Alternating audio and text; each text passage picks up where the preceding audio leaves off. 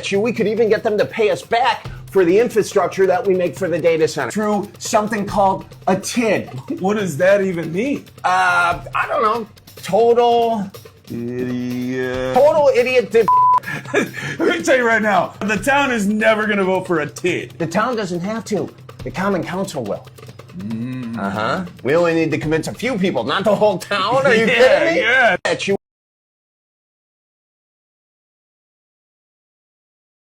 She's concerned the data center is already impacting her land, and it isn't even up and running yet. Only on 27 News, Dana Fulton visited the property. She's digging deeper into the landowner's concerns. 2 years ago, did you think you would be researching data centers this much? Absolutely not. Miley Kozinski has been in her home for 16 years, but she's been in the Beaver Dam area her entire life, growing up just across the street. Her property is located less than 2 miles from the Meta data center site. The start of the creek that runs through her front yard is close enough to be included in several of the maps in the data center's permit applications. She says the trouble with her creek began in May 2025, when she says the blasting began at the data center site. When did you first start to notice something was going on? It was the end of May of last year, 2025. I came down to do chores in the morning and it was completely dry. It was the rocks on the bottom. I just thought it was crazy and weird. Have you ever seen it dry before? No, not before this year. Since then, Kozinski says there have been constant issues. Days where the water has a chemical smell or looks milky.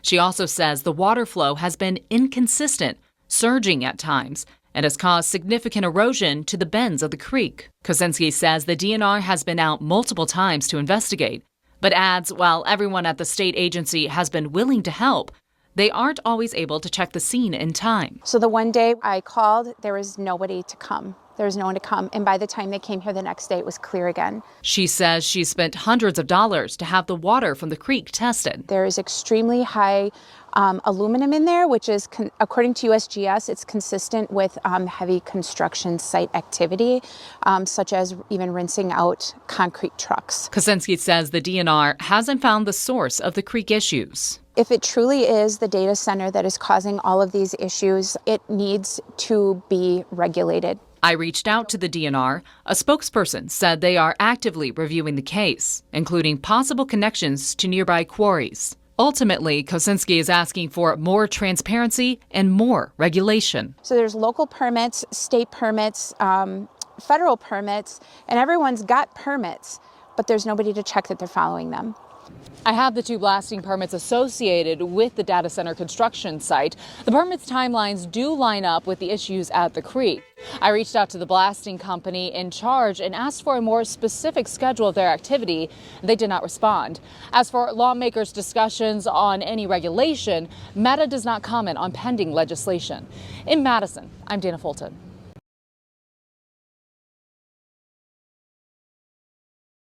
What needs to happen here is a lot of rallying and coming together and a switch to flip in here to make you want to leave this room not wanting to stop, not wanting to give up, not wanting to let them just get away with this. Yeah, things start at the top. So clearly if the system is not working, if what's happening isn't working, then we need to change it.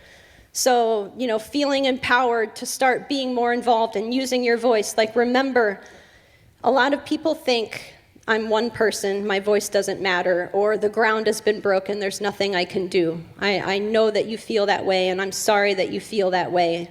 But just please remember, friends, that as long as you have a beating heart in your chest and air in your lungs, you have a voice and you should use it, and it matters.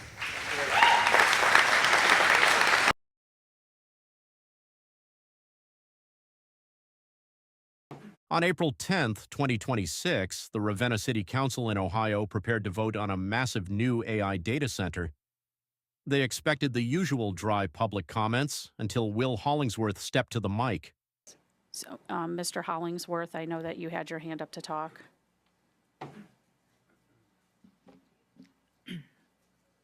Hello, my name is Will Hollingsworth. I work at Reed Memorial Library, and thank you all for hearing me today. I'm not a cynic when it comes to technology. My love for it started when my uncle first sat me down at a beige Windows 95 computer and began teaching me HTML. I will never forget the first thing I Googled. It was an image search for pigs flying. I wanted to see if the internet could make the impossible real. This love of the digital shaped my career as I went on to become a programmer and a professional content creator. For the last decade and a half, I have been in service of learning burgeoning technology. In my last job, I was the digital artist they trusted to do that kind of work. I was the one feeding Mid-Journey prompts to create the perfect commercial, training the very machine that would eventually replace me, as 3 months later, they would lay me off. I didn't just watch it happen, I was holding the tools when the tools were turned on me. I want to stress, I don't stand here as an enemy of progress. The thing is, when I look at the data center proposal, I don't see progress. I see a gamble where the big tech companies get the gold while Portage County foots the bill. Now, I know there are good faith arguments for this project. There are people in our community, informed, honest people, who will tell you that the modern data centers use what's called a closed loop system. They say the water is filled once and recycled forever. In a laboratory, that might be true, but we aren't living in a laboratory. We're living in Ohio.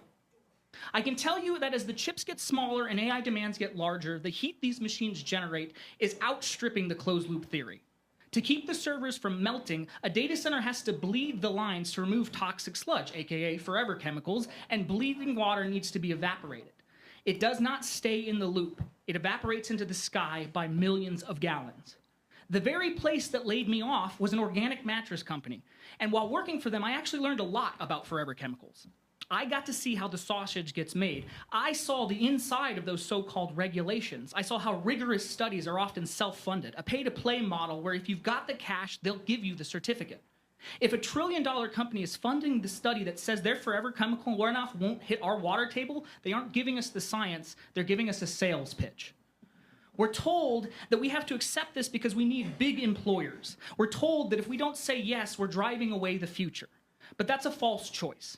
A big employer who uses the water of 50,000 people, which by the way is a combination of both Kent and Ravenna, only hires about 10 people is not an employer. They are an extraction. We are being asked to fund a 21st century luxury with a 19th century resource heist. We are being asked to sacrifice the lifeblood of our city so a $1 trillion company can save a fraction of a cent on its margins. We are being asked to drain our reservoirs so a chatbot can write a poem or so our sheriff can generate a picture of himself standing next to Bigfoot. Which, by the way, of course, he made himself look taller.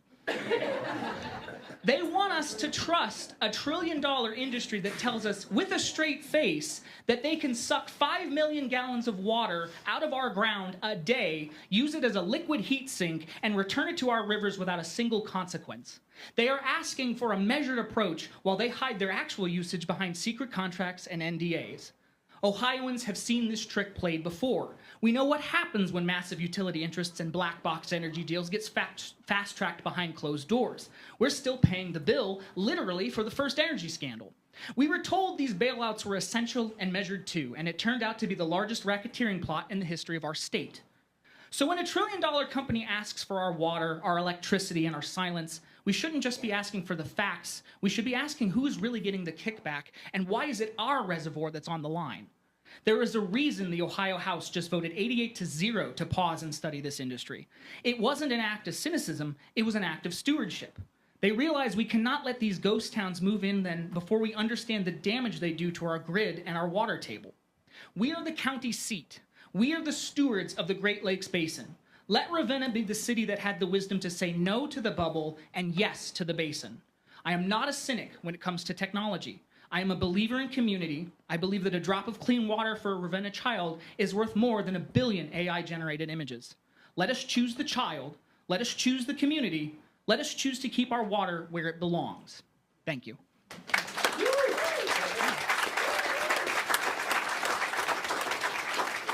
Thank you. All right, who wants to follow that? All right. Following the speech by Will Hollingsworth and intense public pressure, the committee moved forward with a 12-month freeze on new data center projects in the Ravenna-Shalersville area.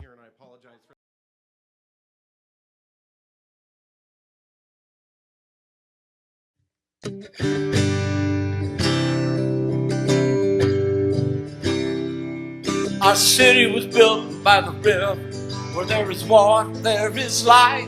The spirit moves through the heart of our town, each and every day of our life. We can't live on day. You take it, we but you don't ask. You already have more than you need. But that's a fact. Data feeds AI, but it'll starve too many lives. Now you want to take our water and the power we all need to survive.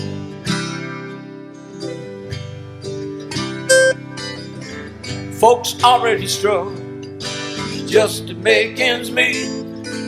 Data won't do a single thing about that. You best believe. Build what you must, not in our world. Take your show on down the road to somewhere else where folks don't know. We're not ready to sell our soul.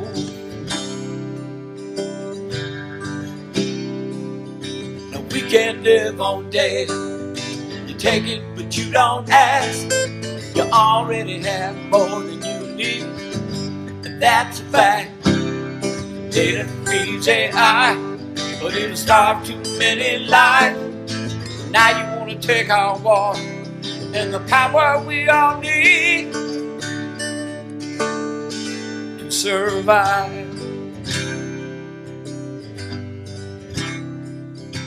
We can't live on data.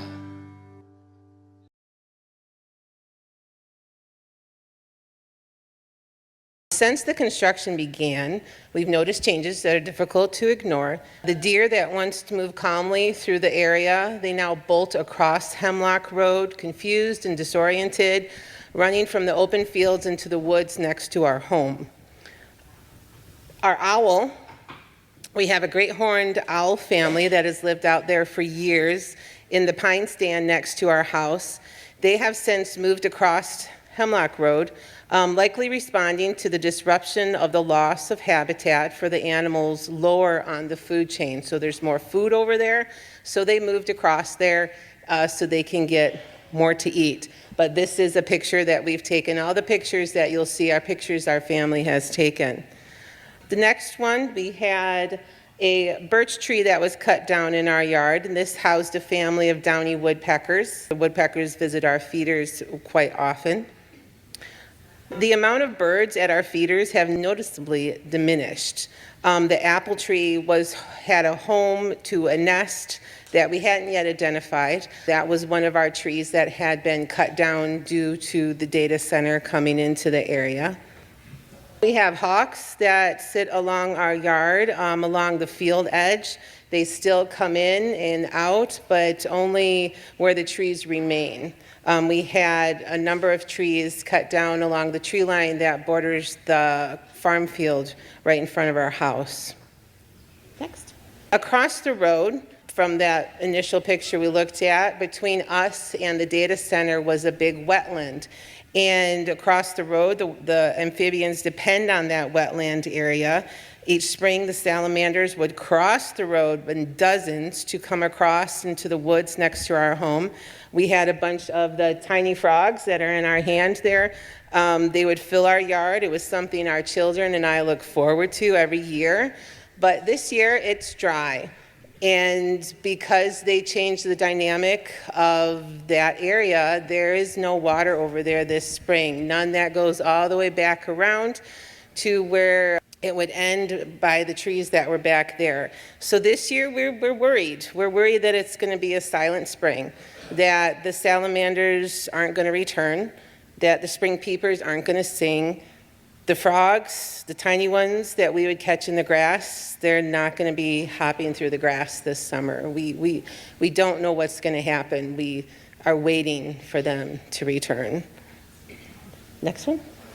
Mammals are important too. This is our groundhog that we haven't seen in quite some time, so we're not sure if his home got disrupted and he moved on or what happened.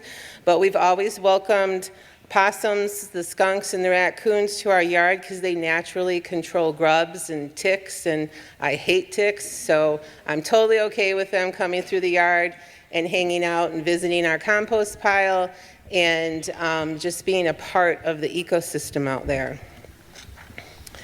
Next one. Our turkey friends. So turkeys regularly pass through our yard. We've counted as many as 30 coming together in the winter. This, of course, naturally brings predators that we have also seen foxes, and I think just the other night we heard the coyotes out there. These aren't isolated animals. They are part of a connected system, one that doesn't recognize municipal boundary lines, and they don't understand a destruction of habitat either. So this became real for us one day when a man walked through our yard and started tagging our trees to be cut down.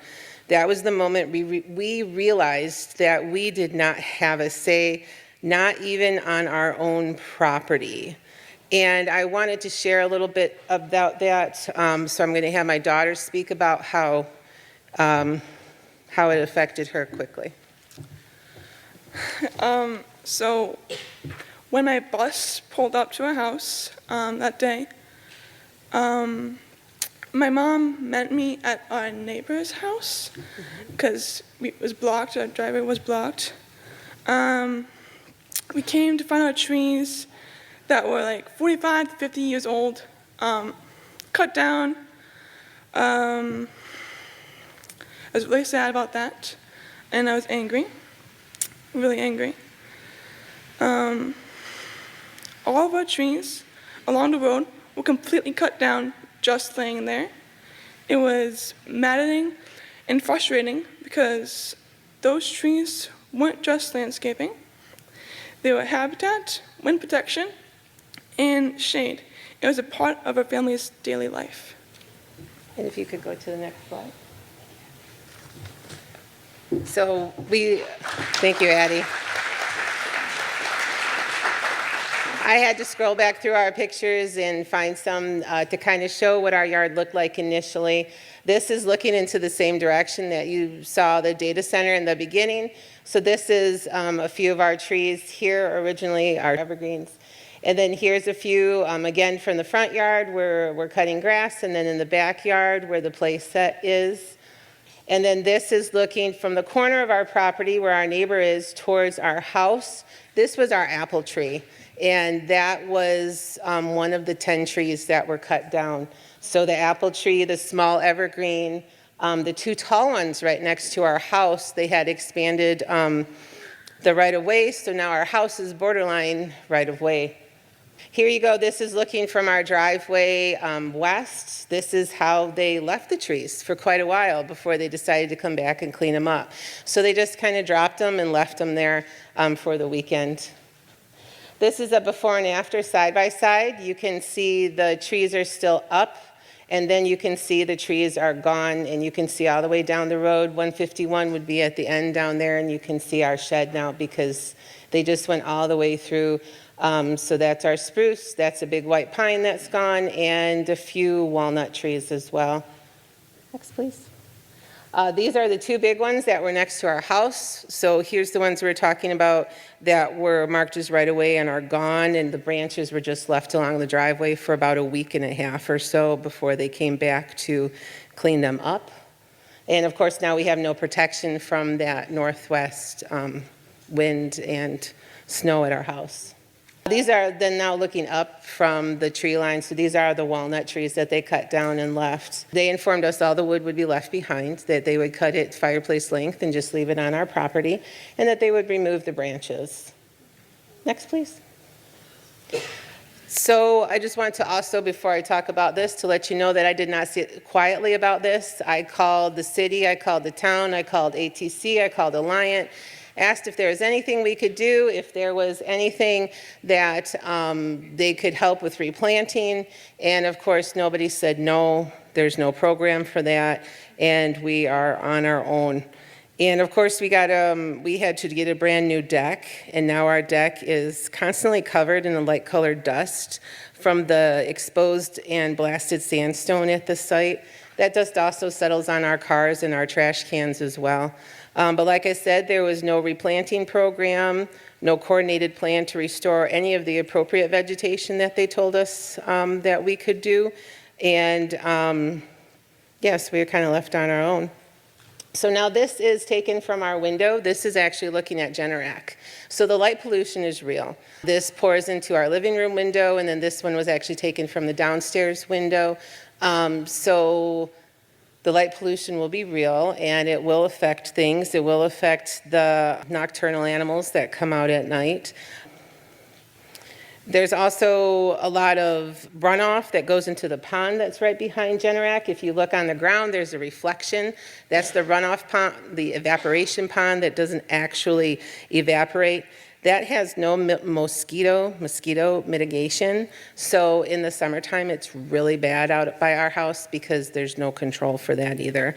So we've seen that the land can heal itself. There's a hill that they left in the middle of the cornfield that now has trees and vegetation growing on it without any planning or care.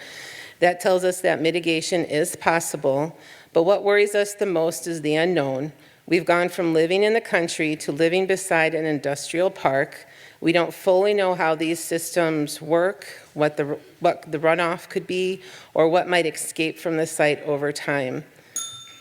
So last one, we'll end on a fun note here. So we try to be brave, but this is our family. So we were just here tonight to share our story. We know we can't stop the progress, but we just want thoughtful and responsible progress. Progress that respects people, wildlife, and the land we all depend on. And my daughter chose this quote from Mahatma Gandhi for us to end on. The earth provides enough to satisfy every man's need, but not every man's greed. So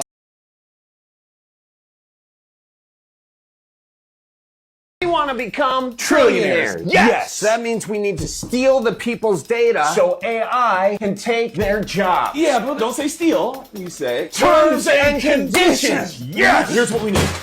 Perfect. We're gonna need a massive, loud, power-sucking building, bigger. But we do not want this close to us. No, that would be terrible. But where are we gonna put them? We're going to put them in small towns. The people will never go for that. But the politicians will. They'll just tell the people they're creating jobs. But AI is eliminating jobs. Not construction jobs. Eventually, AI is going to eliminate those too. By that time, they've already built the thing that kills the jobs. It's too late. It's too late. Yes! We're going to be rich. Oh, wait. What? We're going to need a ton of water. Oh. But we'll tell the product that it's not a lot of water. And that's going to work?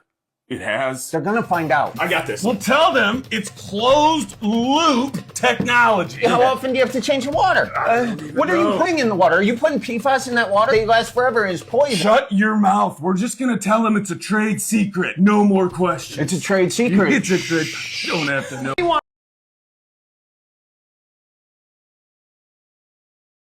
On Monday, April 6, 2026, concerned residents packed City Hall in Beaver Dam as the Common Council prepared to vote on key measures laying the groundwork for a second data center.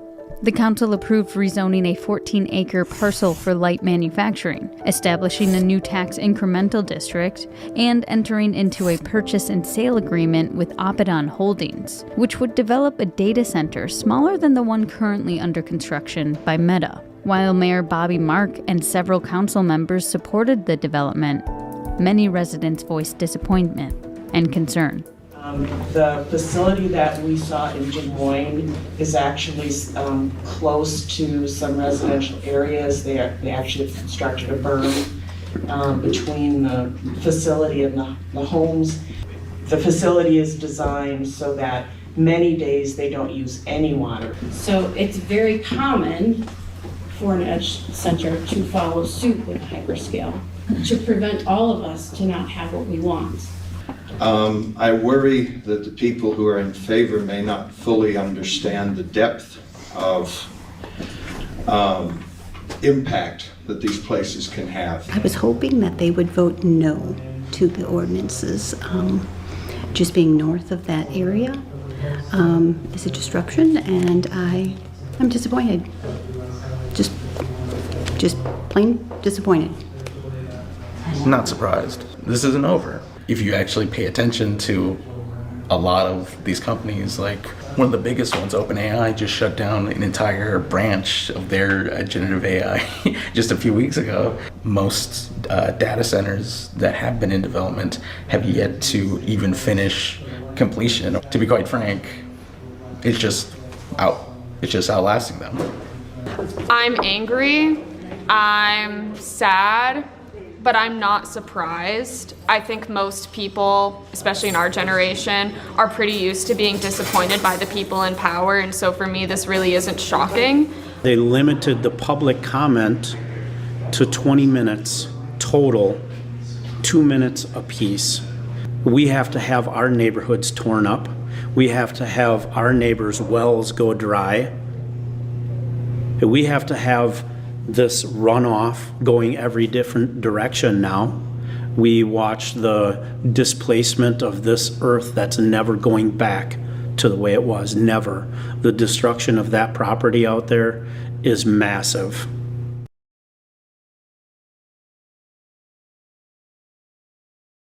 I found this, a water navigability request on the DNR's e-permits site.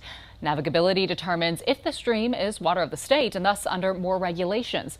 The determination can be considered an early step in a potential construction site. Now, the request is from October 2025, asking about a stream on this property in Beloit in Rock County. It's connected to Cameron LLC and a project corn maze. The applicant's name and email address on the navigability request are the same name and email address from documents connected to the Beaver Dam Metadata Center. The name and similar email addresses are also associated with documents tied to metadata centers in Indiana and in Ohio. The name and email addresses are only connected to any Meta projects in Indiana, Ohio, and Wisconsin. I reached out to Drew Pennington, president and CEO of the Greater Beloit Economic Development Corporation, and asked if he has had any communication with Cameron LLC or has any knowledge of Project Corn Maze. He said, quote, "I have not had any contact with that entity or the named project." I also reached out to Kevin Levy, the City Council President, and Kevin Day, the City Council Vice President and Plan Commission member, with the same question. Both declined to comment. Now, we'll share any updates that we find about the property or Project Corn Maze as they become available. Reporting in studio, I'm Dana Fulton.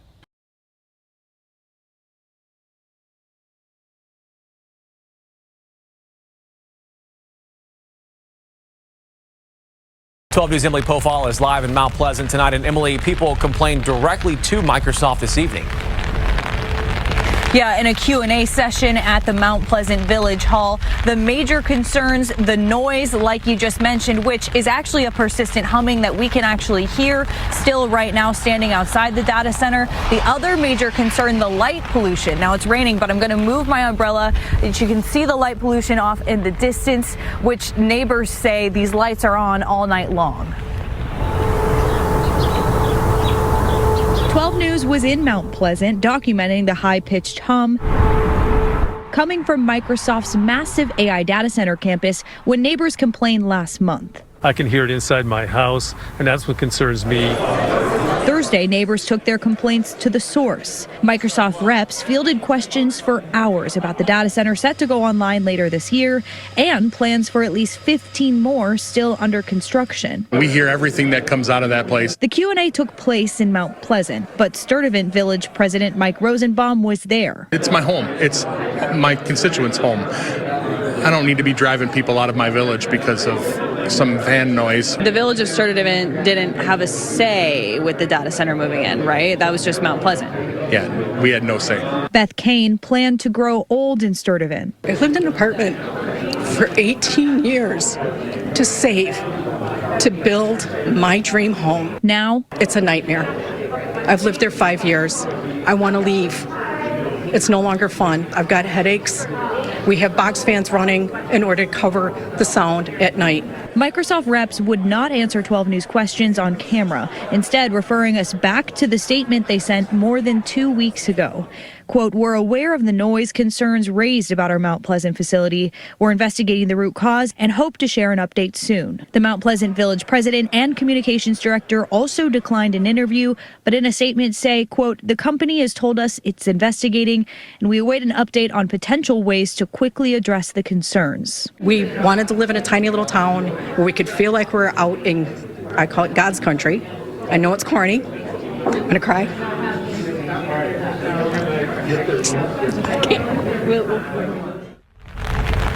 Gosh, you can feel the emotion coming from her right now. Emily, Mount Pleasant code allows construction from 6 a.m. to 10 p.m. 7 days a week.